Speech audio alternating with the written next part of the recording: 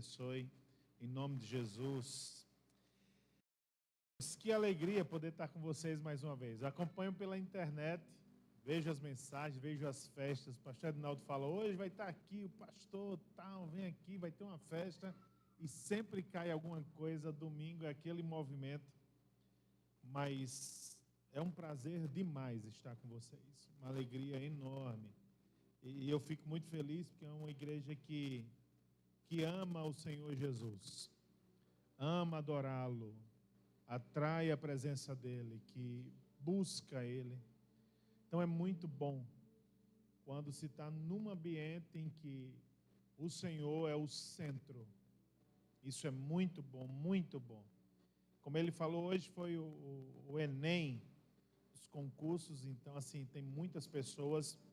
Oremos para que Deus as coloque estrategicamente nos lugares e que possamos fazer missões em todos esses ambientes. Em nome de Jesus, todas as esferas. Que Deus levante juízes, que Deus levante promotores, que Deus levante pessoas nos órgãos públicos, empresários, que Deus levante para que levem o Evangelho e levem a palavra de Deus nesses lugares. E eu fiquei muito feliz com uma notícia que eu recebi antes de vir para cá. Uma pessoa mandou, disse, pastor, o senhor não vai acreditar. Acabou de ser aprovado esses dias, no Ceará, a liberdade de se ler a Bíblia nas escolas. Gente do céu! Uau, eu acho isso muito massa. Porque assim, quando parece que tudo está perdido, Deus tem um movimento assim que a gente observa que Ele não perde o controle de nada e nunca perderá. Ele é Deus e não há outro fora dele. E aí eu estou aqui, eu não consegui, contei logo para vocês aqui, porque eu vinha no carro só com a cabeça pensando nisso, meu Deus do céu. Porque assim, onde a gente imagina que talvez não aconteça, é onde acontece. Porque onde foi que Deus guardou o libertador de Israel? Na casa de Faraó, que mandou matar os meninos. Deus faz um negócio bem improvável assim. Então assim, os acontecimentos no meio do caos, você observar bem o escape, a direção e a salvação sempre está ali no meio. Deus está movendo as coisas. Então a gente começa a observar o cuidado de Deus diante de todas essas coisas, e assim é também na vida de vocês. Nós precisamos crer nisso, ter fé nisso, porque nós já estamos vivendo a experiência da eternidade. Ninguém espera morrer para viver a eternidade. No dia que entregamos nossas vidas a Jesus, o nosso espírito nasceu de novo, regeneração, gerado novamente. E ali nós passamos a viver já o cheiro da eternidade. Paulo diz, vocês já estão assentados com o Senhor nas regiões celestiais. Então, irmãos, nós precisamos viver essa experiência. O mundo aí fora precisa olhar para nós e ver esse povo que já vive a eternidade aqui. Não esperar quando morrer, tudo isso vai... Não, irmão, é para agora. Experimenta a presença de Deus, viva esse ambiente transformador e restaurador. Temos que viver essa experiência o tempo todo. Eu acho interessante que todas as vezes que a gente vai em algum canto comer, a maioria delas eu tenho a oportunidade de pegar o garçom ou quem estiver nos servindo, e antes de comer eu pergunto, qual é seu nome? Ah, é Diogo, é Tiago, é Marcos, é Clara. Eu digo, eu posso agradecer pelo alimento e pela sua vida? E eles podem. Quando nós fazemos a oração e oramos pela vida normalmente deles, a maioria, irmãos, não só agradece, mas você percebe que a partir daquele momento, enquanto você está naquele restaurante, ele desenvolve uma afeição por você. Nós percebemos isso, é como alguém me viu no meio do nada, Porque as pessoas olham como se fossem objetos servindo a gente. E ali é Jesus chegando naqueles corações. Quantos chegaram e disseram, pastor, muito obrigado por essa oração.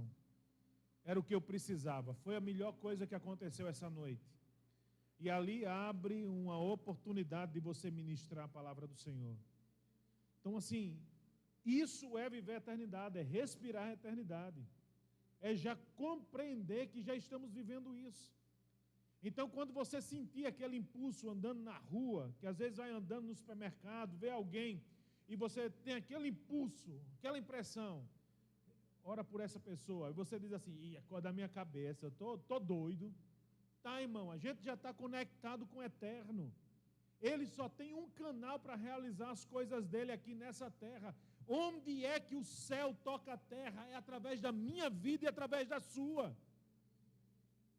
Nós somos feituras da mão do Senhor, do pó da terra, e dentro de nós tem a divindade. Então, assim, o Espírito Santo mora dentro de nós, o céu está tocando esse ambiente através da minha vida e através da sua. Então, que você sentir esse desejo, você pergunta, desculpa, boa noite, eu poderia fazer uma oração por você? Se a pessoa disser não tem problema, você segue no supermercado, onde quer que esteja, e já ora ali por ela também. Mas não perca a oportunidade, não perca. Pode estar para acontecer algo de Deus naquele ambiente. Deus procura os loucos dessa terra para confundir os sábios. Porque os sábios vão dizer assim, Deus não faria desse jeito. Não, Deus faz como quer. E antes de Deus nos usar em coisas eternas e sobrenaturais e poderosas, Deus faz um teste primeiro com a gente de obediência. Ele gosta disso. Sempre foi assim. Jesus andando com os discípulos, você acha que não tinha apóstolo melhor do que aqueles que ele escolheu? Seja sincero comigo, não tinha pessoas dotadas da Bíblia melhor do que aqueles que ele escolheu? Tinha, irmão. Tinha, aquela turma ali não era o top de linha, não. Não vem dizer que Pedro era o sensacional. Toda a confusão, Pedro estava no meio começando a confusão. Nenhum dos outros que estão ali. Você vai olhar e vai dizer assim, quem? Você pode dizer, mas lá na frente Deus escolheu Paulo. Você sabe o que é que Paulo fez com tudo que ele tinha, que para a gente seria capacidade total? Ele disse assim, eu comparo tudo isso a esterco. E a palavra do grego que ele usa lá para esterco é um que não servia nem para queimar, para espantar mosquito. Paulo está dizendo escória. Tudo, eu preciso refazer o meu conhecimento a respeito de Cristo. E aí ele vai e escreve, profundidade da riqueza e sabedoria e do conhecimento de Deus. Quem primeiro perguntou a ele, quão insondáveis são os seus? Paulo ficou assim, é demais, eu nunca imaginei isso. Então aproveite as oportunidades. E Deus olha para os discípulos e manda eles fazerem loucura. Você imagina o melhor pescador que existe lá na região que você conheça? Lá em Ponta Negra eu conheço um pescador que o cara é demais, ou eu já vi um pescador tal. Deus pega um fera chamado Pedro, que pescava muito, e na frente de todo mundo, Deus disse para ele, Pedro, vá pescar de vara, e pega um peixe, porque dando o imposto de Pedro, e Jesus não precisava pagar. Jesus não precisava pagar aquilo, mas ele se corresponsabiliza com a nossa dor, com o nosso problema. Quando a gente está coladinho a ele, tuas dívidas ele também assume. Você se arrependeu por ter feito dívida errada, ele vai lhe ajudar a sair desse lugar. Mas se aconteceu alguma coisa, como perda de emprego, algo aconteceu que você fugiu o controle, Deus encosta do lado e diz, vou passar com você nessa situação. Ele se corresponsabiliza. E foi assim com Pedro. Por que Jesus não precisava pagar? Aí é uma historinha lá atrás. Você lembra de uma briga que aconteceu, de um gigante com um adolescentezinho? Como era o nome do gigante? E o rapazinho? Lembra dessa história? Davi leva o queijo e toda aquela animação para os irmãos e vê um camarada afrontando o exército de Deus. Ele não estava afrontando Saul, nem estava afrontando. Davi só entrou na briga porque mexeu com Deus dele. E aí entra toda aquela questão. E Saul tinha feito uma proposta. Ele disse assim: aquele que derrotar Golias, está escrito aqui, aquele que derrotar Golias vai ter a mão da minha filha em casamento, na casa dele e na casa de seu pai, nunca mais se cobrará impostos nem tributos. E Jesus é da casa de quem? Jesus não precisava pagar tributo. Jesus não precisava pagar aquilo que estavam cobrando a ele. Mas Jesus se corresponsabilizou. Diz: Pedro, vai lá. Pesca um peixe com vara. Irmão, pergunta para você ia? Porque não é só pescar um peixe com vara. Jesus disse assim: o primeiro que você pegar vai ter uma moeda na garganta dele. Você acredita nisso? Você acredita nisso? Vá lá no Carrefour. Primeiro peixe que você vir, pegue ele, leve para casa. Quando você abrir, vai ter uma nota de $100 dentro dele. Mas você acredita nisso? Pedro acreditou. O que é que esses discípulos tinham que chamou a atenção de Jesus? Obediência. Não é a sua teologia, não é o tempo de crente, não é a super capacidade que você possa ter. Isso é bom. Pelo tempo de crente, nós já deveríamos ser maduros. A teologia vai nos mostrar estudos sobre as coisas que Deus queira deixar um rastro para a gente estudar. Porque sobre ele, é só ele quem revela. Jesus diz: ninguém conhece o Pai senão o Filho, ninguém conhece o Filho senão o Pai. E aquilo a quem o Filho quiser revelar. Se Jesus não quiser revelar o Pai para a gente nunca vai conhecer o Pai. Você pode estudar para trás e para frente. Jô Soares leu a Bíblia 6 vezes, você vai procurar na internet que tem um vídeo dele que ele fala isso. E nunca se converteu. Porque não é a sua pesquisa que faz Deus se revelar.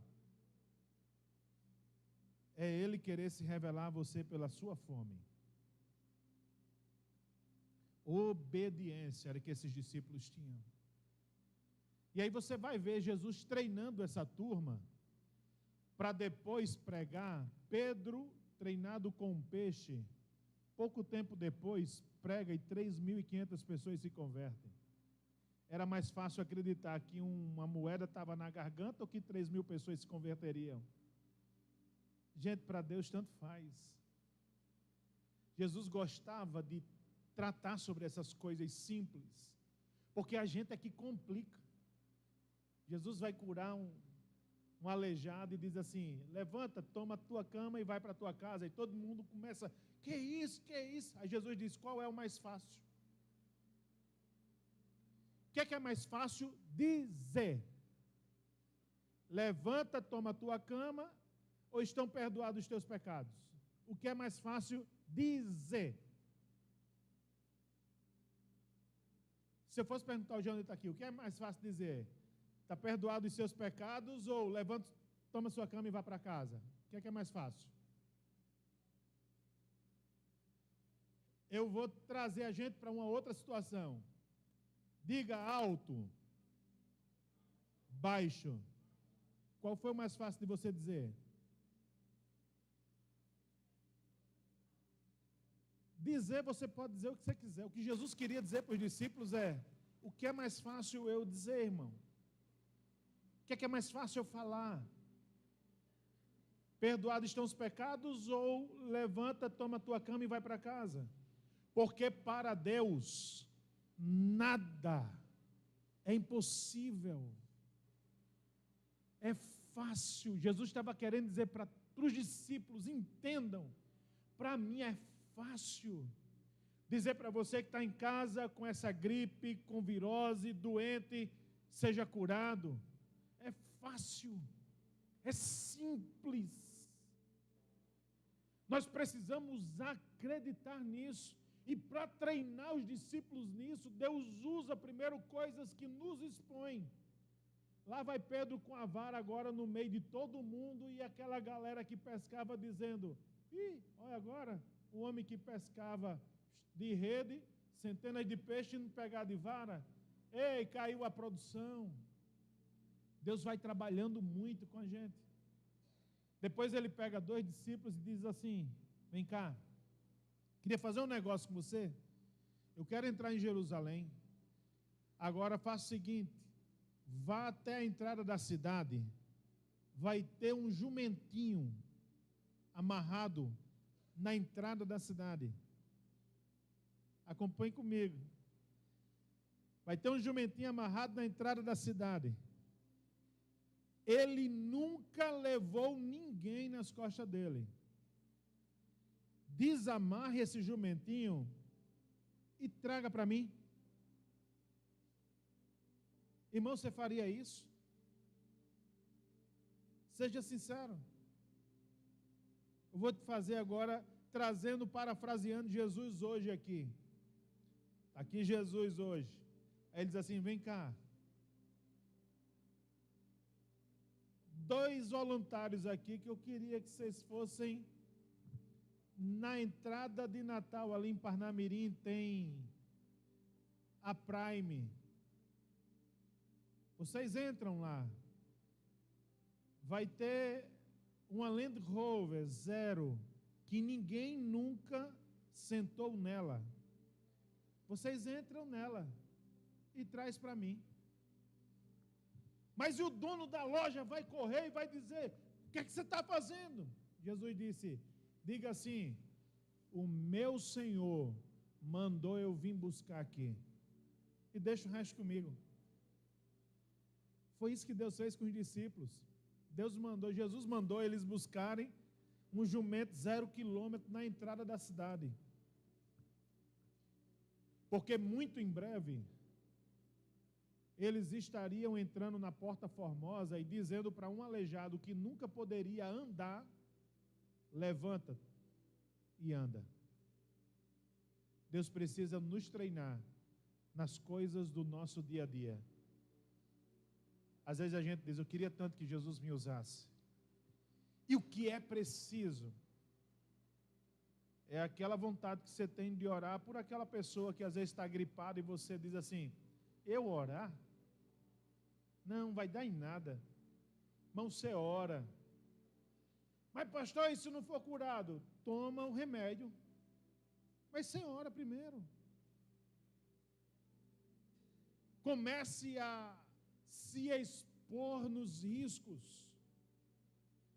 Deus vai ver que um dia vai poder contar com você e chegar no meio de pessoas com enfermidades gravíssimas e dizer: lembra da gripe que eu curei quando você orou? Agora eu quero curar essa pessoa de câncer. Vai lá e põe a mão. Porque Deus faz assim, irmão. Você acha que Davi venceu Golias de primeira, sem treino nenhum?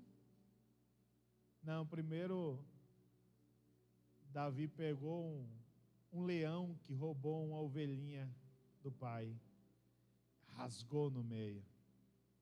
Depois uma ursa, ele rasgou no meio.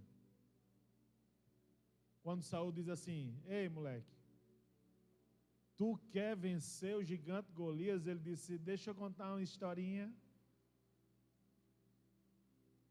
Não sou eu não, mas um leão e um urso atacou o rebanho do meu pai.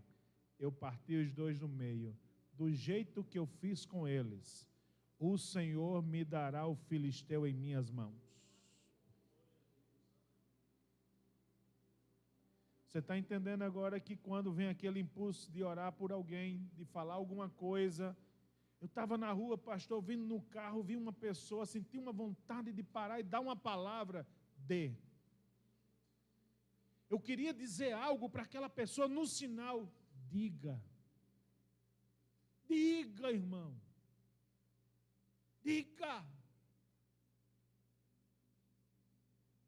Jesus, agora eu já disse. Agora é com o Senhor. Mas faça o que Ele tem treinado você para fazer. Abra comigo sua Bíblia em Lucas capítulo 10. Não sei porque eu entrei nessa história, mas eu acho que alguém estava querendo ouvir algumas coisas sobre esse assunto. E aí eu faço o que o Espírito Santo mandou e Pou. Lucas capítulo 10. Se tiver a versão, eu vou usar a ARC. Porque pode ser que projete aqui e aí saia eu lendo uma coisa e os irmãos olhando, eita, está em outro canto. Mas se não tiver, pode botar que tiver também, não tem problema não. Lucas 10, nós vamos ler uma parábola muito conhecida, que é a parábola do bom samaritano.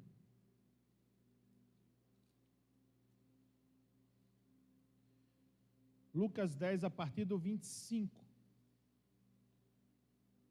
até o 37.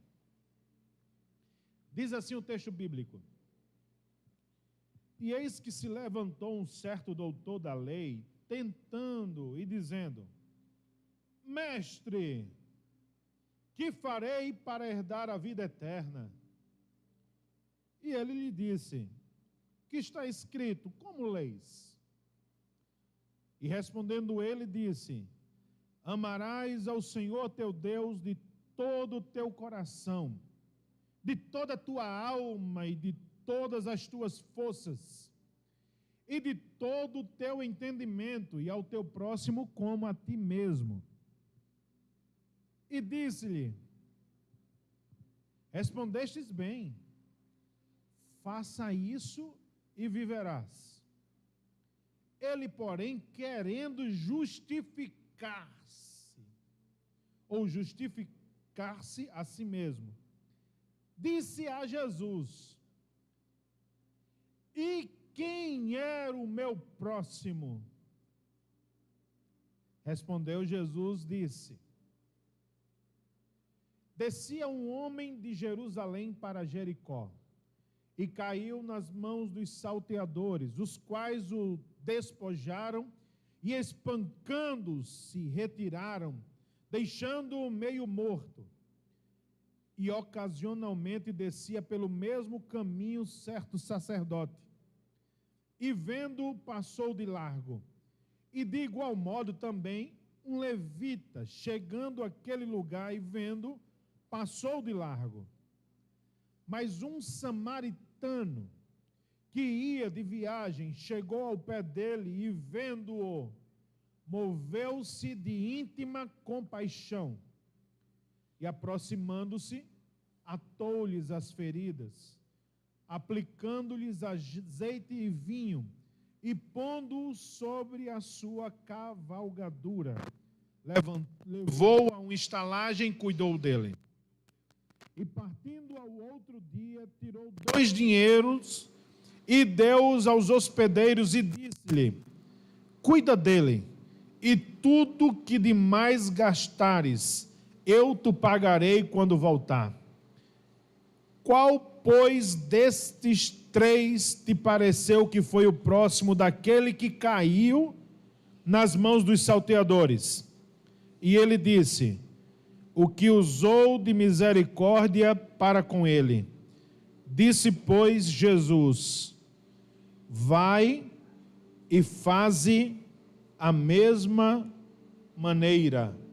Ou em alguma outra versão, a mesma coisa. Esse é um texto que muita gente ministra sobre ele quando fala sobre amar ao próximo. Amar ao próximo. Amar ao próximo. E coloca dentro desse cenário aquela pessoa muito sofrida. E assim, irmão, existem outros textos que nós poderíamos usar para dizer: cuide das pessoas necessitadas. Existem muitos outros textos. Agora, não é esse o texto. Jesus está trazendo um entendimento muito sério para o desenvolvimento daquele rapaz. Qual é a preocupação de Jesus? Não perder o coração daquele rapaz. Ele era um doutor da lei, ele sabia muito. Jesus era muito visitado por pessoas da lei de forma escondida. E a Bíblia relata um fato em João 3, que é o encontro dele com Nicodemos. Porque era muito complicado um mestre da lei reconhecer ele como Messias. E Nicodemos disse: ninguém faz o que o Senhor faz, se de Deus ele não veio.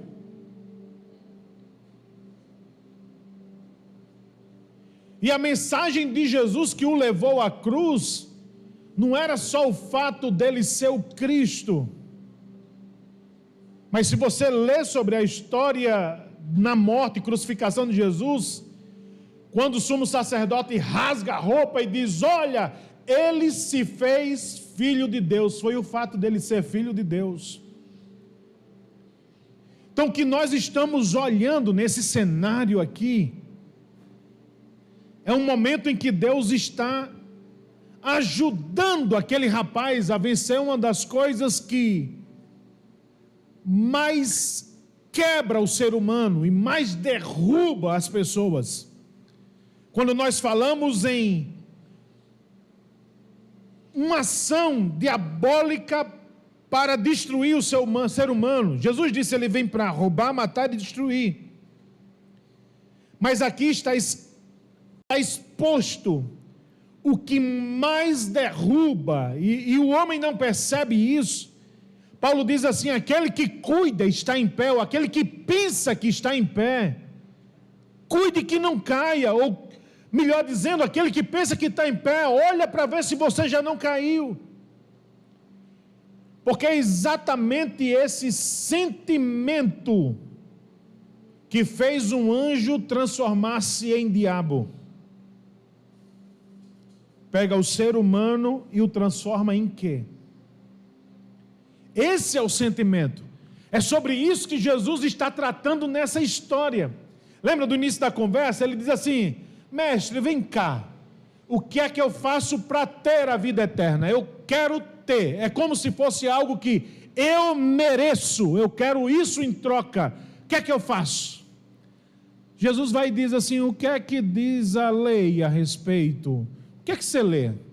Diz: amarás o Senhor teu Deus de todo o teu coração, de todo o teu entendimento, de todas as tuas forças, com tudo, e ao próximo como a ti mesmo. Jesus diz: muito bem, faça isso e você viverá.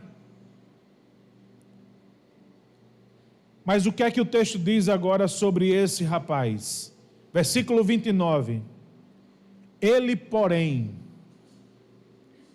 querendo justificar-se a si mesmo. O que é que está sendo exposto do coração desse rapaz? Orgulho. Ninguém vê. Os irmãos estão vendo orgulho aqui em mim? Talvez se eu fizer alguma coisa que a arrogância denuncie o orgulho. Porque existe até o orgulho por trás da falsa humildade. Olha como a coisa é complicada de detectar. Mas a arrogância é o orgulho descarado. Ele já arrotou a arrogância. Mas assim, não dá para ler. Só que a Bíblia chama orgulho de pecado. Por mais que eu não veja, por mais que as pessoas não observem, não tenham o material do meu erro, o orgulho é tão terrível que ele vai contaminando até as coisas boas que eu faço. Eu estou limpando o banco da igreja, que lindo, irmão, que boa atitude, mas o coração está: pastor, eu limpo isso tanto aqui, o pastor nunca me vê, está aqui dentro. Ninguém viu. Ah, pastor, mas Deus sabe a intenção. Gente, não existe livro das intenções na Bíblia. O que existe é livro do que eu fiz e do que eu não fiz, que deveria ter feito. Os pecados, isso está lá, vai ser mostrado, será denunciado. Eu irei a juízo por tudo que eu falei. Então tem registros disso. Intenção não. Estou conseguindo me fazer entender, irmão? O orgulho, ele vai contaminando as coisas boas. Está lavando a louça, mas o coração está assim, eu estou lavando, mas para mostrar que eu estou fazendo isso, mas pega, bichinho, para tu ver como é que se faz. Está ali, o orgulho vai contaminando. E isso vai sorrateiramente destruindo outras vidas. Porque as pessoas, quer queiram, quer não, elas estão o tempo todo doando-se por outras e alimentando outras com sua própria vida. Por isso que existia no Éden a árvore da vida e o conhecimento do bem e do mal. Você alimenta os outros daquilo que você se alimenta. Salmo 115 diz: você é espelho ou se transforma naquilo que você adora. Está tudo aqui dentro. Quando esse rapaz, para tentar dizer assim, olha como eu sou o cara, eu não só quero amar a Deus sobre todas as coisas, mas eu quero dizer como eu amo o meu próximo. Deixa eu fazer uma pergunta aqui, top, para me justificar, porque quando ele disser assim, seu próximo é sua mãe, eu já faço isso. Seu próximo são as pessoas necessitadas de Jerusalém, eu já dou esmola. Ele estava numa expectativa de justificativa.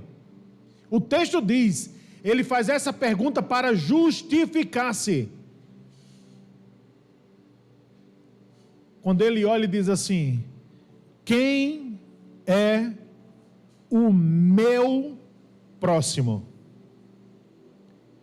Ele faz uma pergunta criando duas personagens. Primeiro, o próximo, e segundo, ele. Vamos visualizar comigo, porque é importante para a gente entender o que é que Jesus vai ensinar. Ele coloca duas personagens na história dele, o próximo e ele.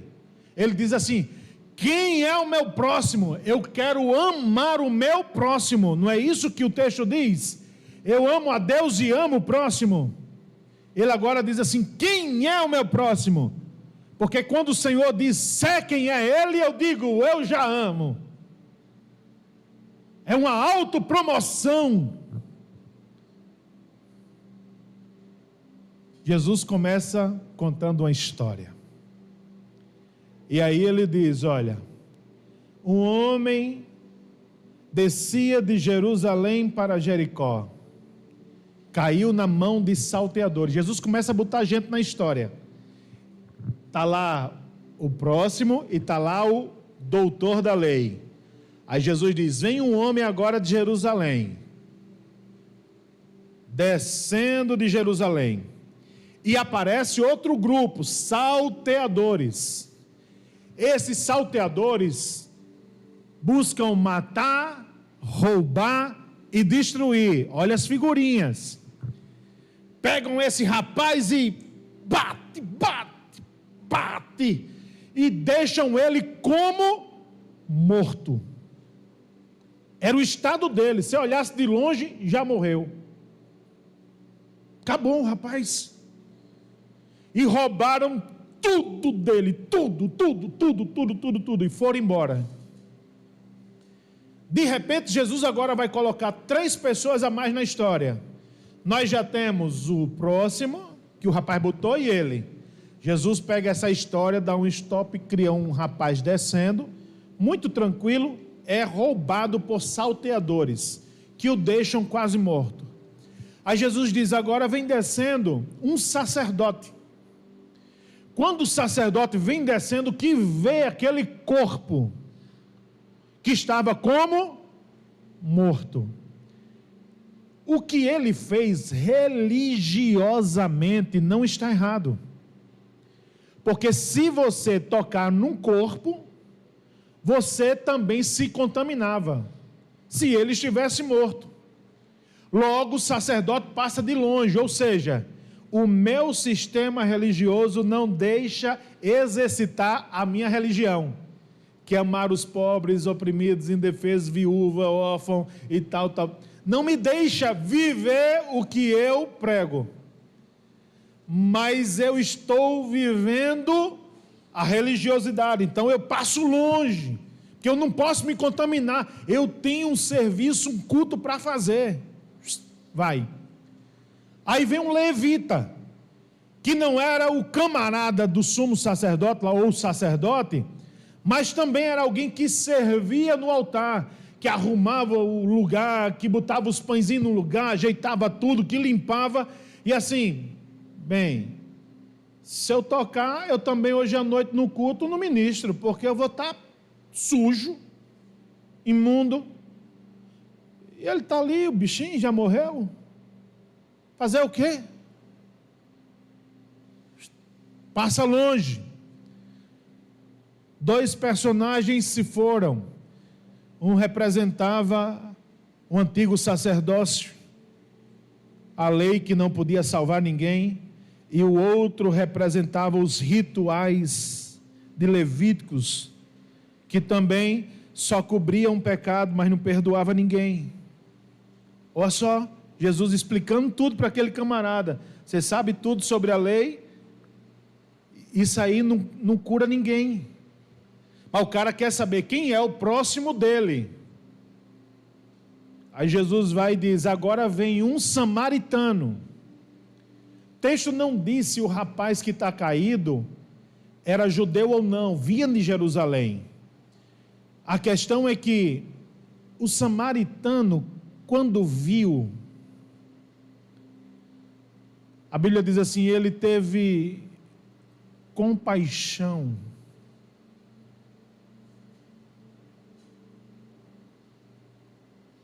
Compaixão bate de frente com religiosidade, porque a compaixão faz eu gastar por alguém que não vai ter como me dar de volta. A compaixão faz eu pegar meus recursos e consumi-los pela vida do outro. A compaixão vê o outro e não o que ele tem ou possui. A compaixão valoriza pessoas e não estruturas. A compaixão fez Deus descer do alto e sublime trono para o meio de humanos, pecadores e tabernacular entre nós. Compaixão.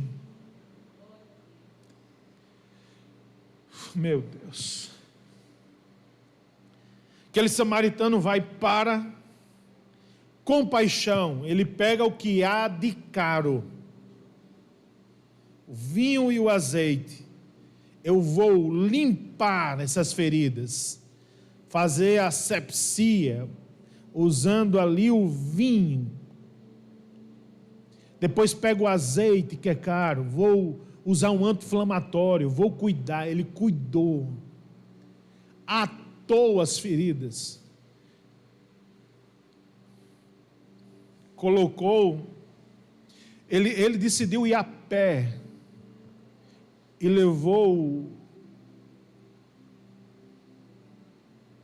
o moribundo em cima da sua cavalgadura até a estalagem. E a Bíblia diz assim, ele ainda cuidou. Gente, ele cuidou daquele camarada que deve ter gemido a noite inteira, e ele não sabia nem quem era aquela figura. E ele era um samaritano, que se percebeu, se fosse um judeu, Ele está fazendo por alguém que vai chamar ele de imundo, que vai chamar ele de lixo, que despreza ele. Mas compaixão faz a gente fazer sem se preocupar com a denominação do outro. Não, ele não é da minha igreja. Não, ele é de uma religião muito louca aí. Olha para a pessoa. Compaixão olha para o ser humano que está ali, que é uma obra-prima danificada pelo pecado. Mas se cair nas mãos de Jesus, vai ficar a mesma imagem que nós somos dele. Compaixão. E ele ainda faz o seguinte: eu estou indo, eu já estou deixando pago aqui 2 dias de serviço, cuida dele. Quando eu voltar, se ele gastou mais alguma coisa, eu pago.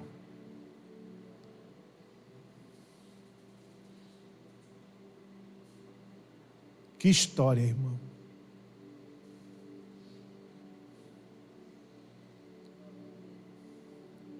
Quem nessa história é esse samaritano?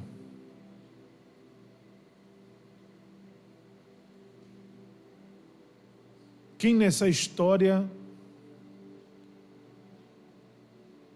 pagou por algo que só tinha valor para ele? Porque para a religião aquele moribundo já não servia. Ele serviria se estivesse todo arrumadinho, direitinho, todo novinho, cheiroso. O cheiroso a gente abraça e beija, o fedorento Jesus abraça e beija.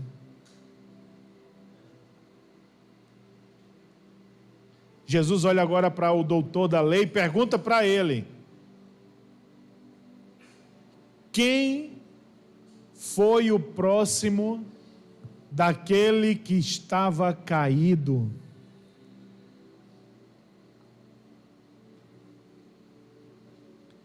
Jesus começa uma história e termina com o início da conversa. Quem foi o próximo daquele que estava moribundo? Quem foi o próximo daquele que estava sangrando, feito morto, que perdeu tudo, que foi assaltado? Quem foi o próximo dele? Qual seria a nossa resposta? Pode falar aí. Quem foi o próximo daquele rapaz? O samaritano. Sim ou não? Sim! Agora vamos lá para a pergunta do rapaz. O rapaz diz assim: quem é o meu próximo? Vamos substituir agora essas duas figuras. Se o próximo era o samaritano, quem Jesus estava dizendo que aquele jovem era?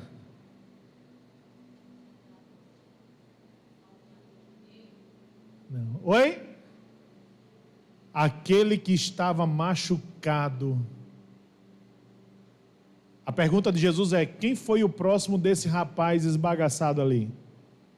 Ele disse: o samaritano. Jesus coloca na história agora o samaritano no lugar do próximo. E quem agora é esse doutor da lei? Jesus está dizendo: você, consumido pelo orgulho, você não percebe, mas o salteador já esbagaçou você. O salteador já furtou você. Mas não vejo nada de ruim acontecendo comigo. Não precisa. O diabo não precisa quebrar seu negócio, lhe tirar do emprego, destruir sua casa. Porque as pessoas dizem: vai, fulano está dando certo. Lembra de Asaf no capítulo 73 de Salmo? Asaf ficou nessa piração. Asaf disse: por que é que os ímpios prosperam? Por que é que os ímpios dão bem? Eles fazem coisa errada e o dinheiro vem, tudo só flui para eles. Eles são gananciosos, eles são corruptos e dá tudo certo. Como é que pode? Daí Asaf está ficando muito louco com isso e de repente naquela manhã ele resolve ir no templo. Porque aqui ainda é o lugar da ministração da Santa Palavra que pode nos confrontar. E Asaf vai e diz assim: quando eu entrei no templo, eu pensei, meu Deus, eu estou raciocinando como um quadrúpede, um asno. Ele disse: eu estou igualzinho a um jumento. Me perdoa. Por quê? Porque aqueles que têm o coração no céu, a mente no céu, a vida no céu e a vida ardente aqui, eles sabem que a questão não são os dias aqui, mas aqui você já queima pela eternidade. O fim dos ímpios será o fogo do inferno, mas o fim dos justos reinarão para sempre com o Senhor. Jesus está olhando para aquele rapaz e dizendo: você, meu filho,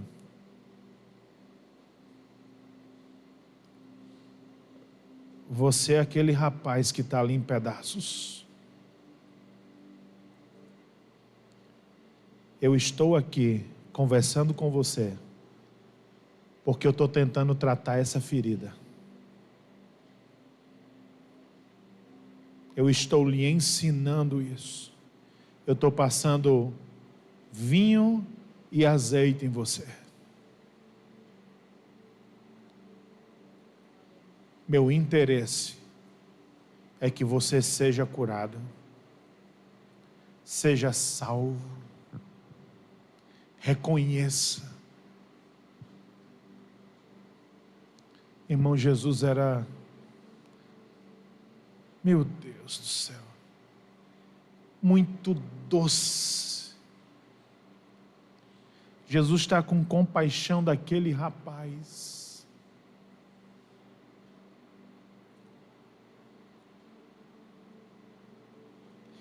Olha só o que diz o livro de Judas.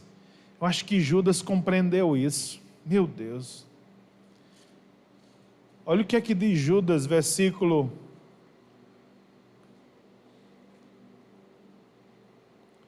21, 22 e 23. Só tem um capítulo mesmo. Judas 21, 22 e 23.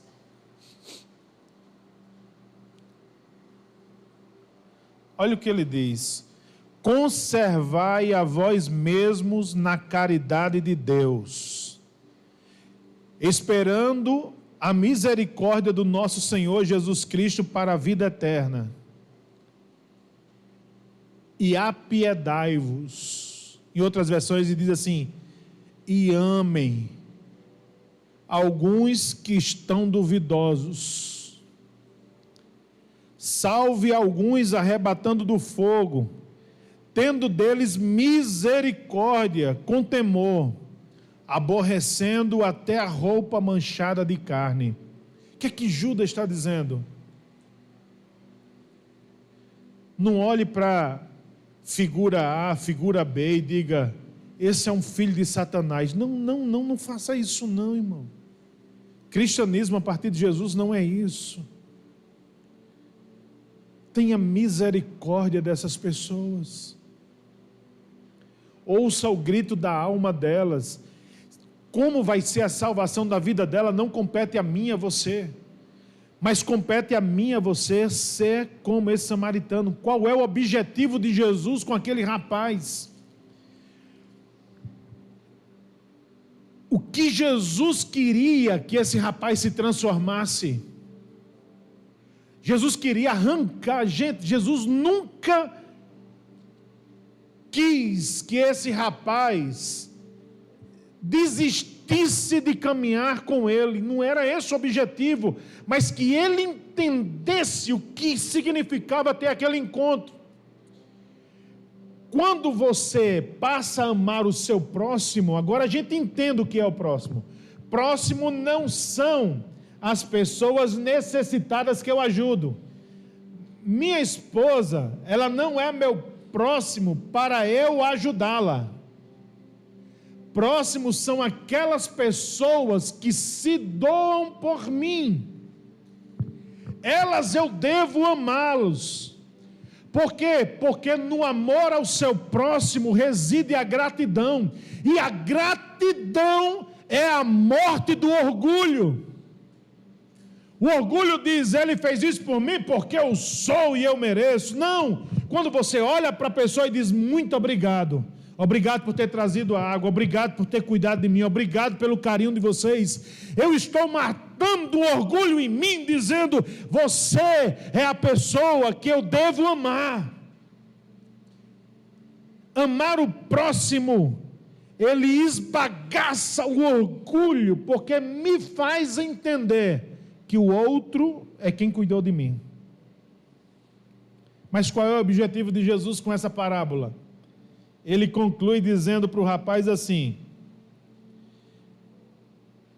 qual, pois, desses três te parece que foi o próximo daquele que caiu na mão dos salteadores? Salteadores todo mundo já sabe quem é. E ele disse, versículo 37, o que usou de misericórdia com ele. Já entendi, eu devo amar quem usou de misericórdia comigo.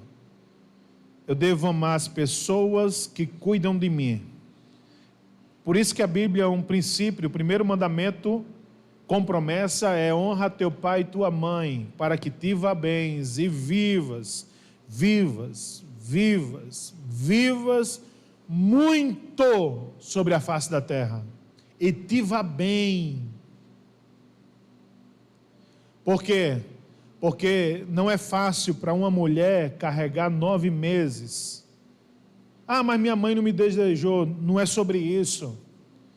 Deus usou seu pai e sua mãe, independente de quem eles fossem, para você nascer por causa de um propósito. Se você voltar ao seu passado, você volta ao útero de sua mãe, é só até onde você pode ir. Mas Deus não quer que você volte ao seu passado. Deus quer que você volte à origem, e sua origem está nele. Ele disse, eu conheci você antes mesmo de todas as coisas existirem. Eu conheci você. Volte à sua origem, e sua origem é em Deus. Quando Deus está conversando com esse rapaz, Ele está tentando fazer com que ele quebre esse entendimento do orgulho. Porque se ele passar a ser grato, o orgulho começa a ser despedaçado, destronado da vida. Mas o objetivo dessa parábola está no final, quando disse, pois, Jesus, vai e faça da mesma maneira. Não é sobre quem é o meu próximo. A questão desse texto aqui é você é o próximo de quem? Você está se doando por quem? Você está tirando recursos na vida de quem? Você está dando sua vida por quem? Não, eu estou dando minha vida por fulano, mas ele pode me dar em troca. Jesus já falava sobre isso. Não dê presente para quem pode lhe dar presente de novo. Não chame para a sua festa só aquelas pessoas que vão fazer festa e chamar você para a festa dela. Chame quem realmente não pode fazer uma festinha. Você pode, chame para a sua mesa. Jesus está dizendo para esse rapaz, você vai realmente viver o amar a Deus sobre todas as coisas quando você for o próximo de alguém. Porque você ama o seu próximo. Quem é o meu próximo que deu a vida por mim, gastou recursos por mim, subiu numa cruz por mim? Jesus. Ele está dizendo, seja Jesus na vida de alguém. Seja Jesus, sem querer nada em troca. Seja Jesus. Se desgaste por isso. Se doe por isso. Você foi chamado para isso. Faça. Não use aquela desculpa de se Deus me der mais, eu vou fazer. Não entre por esse caminho que é o desse rapaz aqui. Está se justificando. Eu não dou mais porque... Não faça isso. O reino de Deus, ele avalia já desde o princípio o seu coração, como está se movendo nele. Ele diz assim: foste fiel sobre o pouco, sobre o muito eu lhe coloco. E Deus nunca exige, irmão, algo de mim que ele já não tenha dado.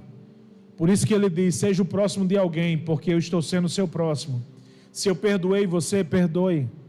Se eu me dou por você, doe. Se eu morro por você, morra por alguém. Comece a fazer isso, sem querer nada em troca. Maridos: não, porque minha esposa não merece. Que conversa é essa? Efésios 5.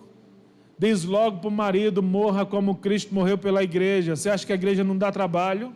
A igreja dá trabalho, inclusive ele morreu foi por ela. Morra pela sua mulher. Não tem mulher que não se sujeita a um marido que morre por ela. Aí você vai ter mulheres sujeitas, submissas. Esse é o sentido bíblico. Está na hora da gente voltar ao que Jesus está fazendo na vida desse rapaz.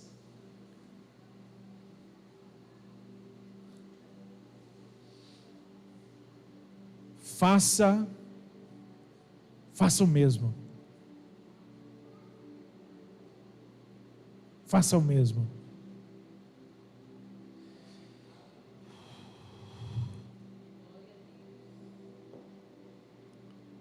Queridos pastores, eu posso fazer uma oração? Vamos ficar em pé, irmão? Ei!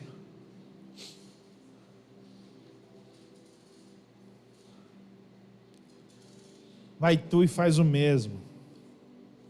Faça o mesmo.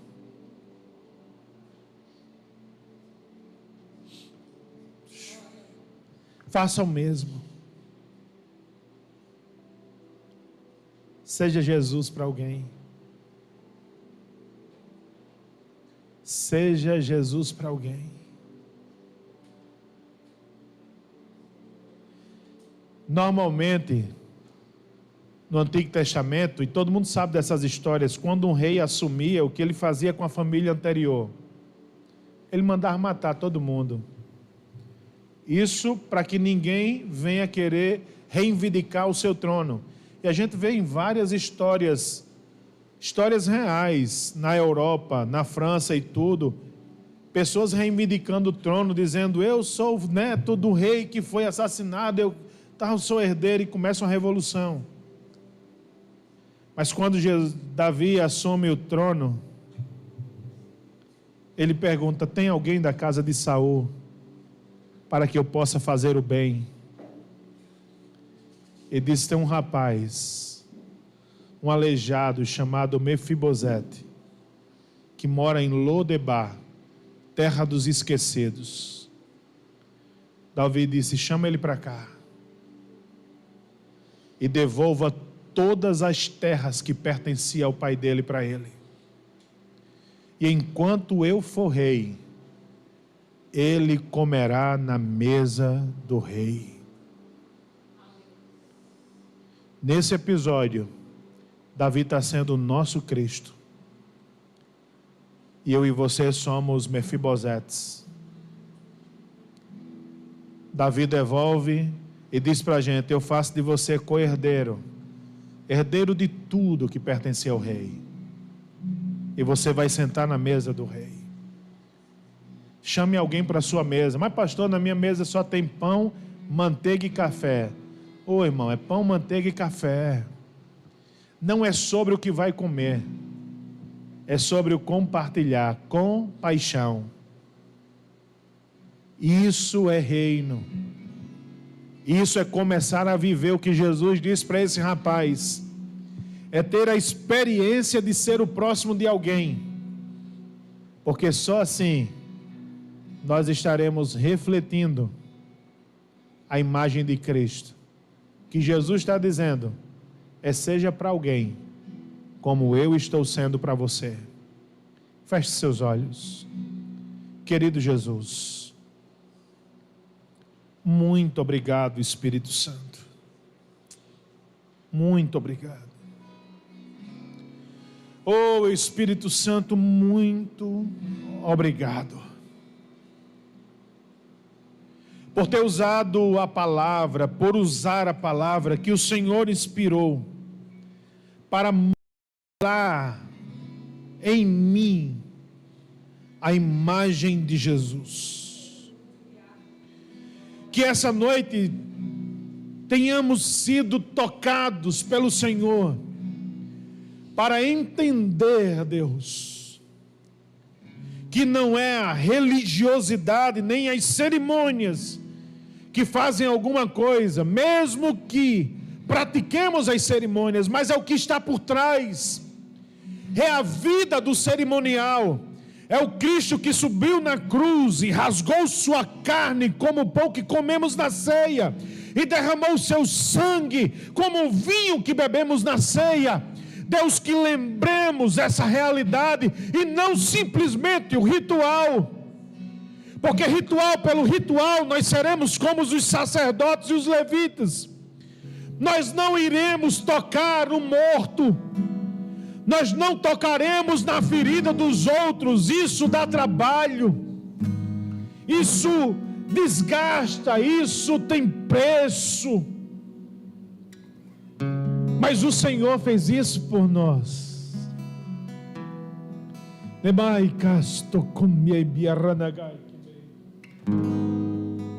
O Senhor fez isso por nós. Deus, quem era eu? Quantas coisas escondidas na religiosidade, e o Senhor com amor foi tratando cada uma delas, com paixão. Nos ensina a ter compaixão. Oh Deus, essa é a experiência que o Senhor nos convida. Por um lado, ser grato àqueles que são os nossos próximos, grato àqueles que cuidam da gente, gratos àqueles que muitas vezes numa fila oferecem um copo d'água, gratos àqueles que quando a gente vai encostar o carro, o franelinha já reserva aquela vaga, e não ser tomado por um sentimento, esse cara já quer me pegar dinheiro. Não, o Senhor nos ensina a agradecer, nos ensina o princípio da gratidão, que esmurra o nosso orgulho e coloca ele no lugar dele. Você não deve existir, deve morrer. E faz de nós semelhantes ao Senhor. Faz de nós o próximo de alguém. Usa-nos, Senhor, usa-nos nessa geração sem compaixão, usa-nos nessa geração bipolarizada, de um lado, Senhor, e de outro em guerra. Usa-nos nessa geração para mostrar o amor de Cristo através da igreja. Usa-nos nessa geração para tocar a ferida do outro, mas tocar com o interesse de passar vinho e azeite, Calvário e Pentecostes. Nos ajuda a levar outros ao Senhor. Nos ajuda, Senhor, nos ajuda.